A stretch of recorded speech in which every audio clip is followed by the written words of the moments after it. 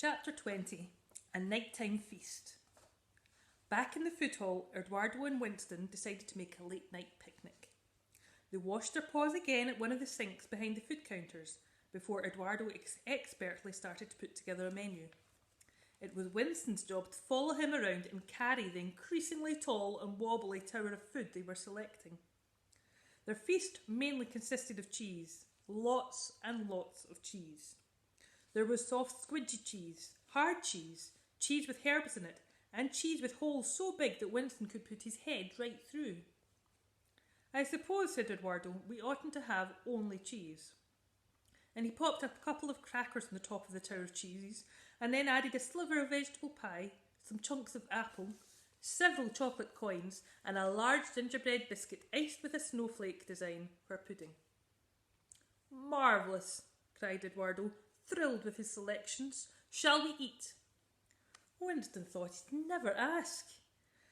The two new friends decided to set out their feast under the Christmas tree in the main hall. Eduardo had found a crisp white linen napkin and they spread it out over the floor, piling the food on top. Despite the vast size of the department store, it felt so cosy to be sitting under the tree in the gentle glow of the twinkling Christmas lights.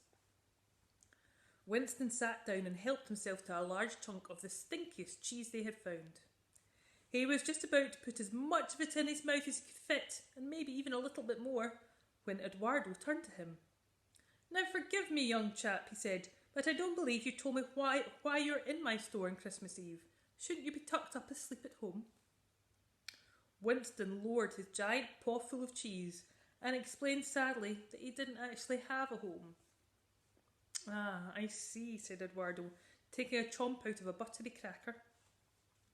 "Well, I'm sure it wouldn't be a problem for you to live here. There's plenty of space, and it's jolly nice to have some company. Usually I'm just snoozing in my hamper or snooping in the letters in the post room. Terribly interesting." Letters. Post. Oh, crumbs. Winston suddenly remembered what he was meant to be doing. The letter. He'd been so busy with his bath and the picnic, he'd forgotten his important job.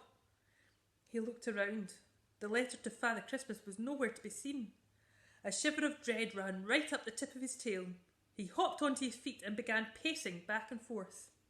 Oh bother, I've lost it, it's gone," he squeaked. "Whatever's the matter?" said Eduardo. "What's gone?"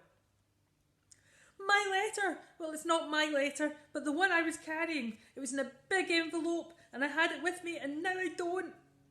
"Oh," cried Eduardo, catching on, "that tatty piece of paper. I tidied that away into my office before we went to get you washed up." Winston gasped, "I need it back." Quickly, the two new friends piled a picnic up on the napkin, and Eduardo slung it over his shoulder. They raced back to Eduardo's hamper. On the way, Winston twittered and squeaked his way through, explaining all about his very important mission. Eduardo couldn't believe what he was hearing. When they got there, Eduardo handed the letter back to Winston. "Oh, now I can deliver it to Father Christmas," said Winston, relieved. "I do hope he's still there." Eduardo's brow wrinkled. "Here," he said, "in Fortesques." "Yes," said Winston, "I saw an advert. Visit him in store today."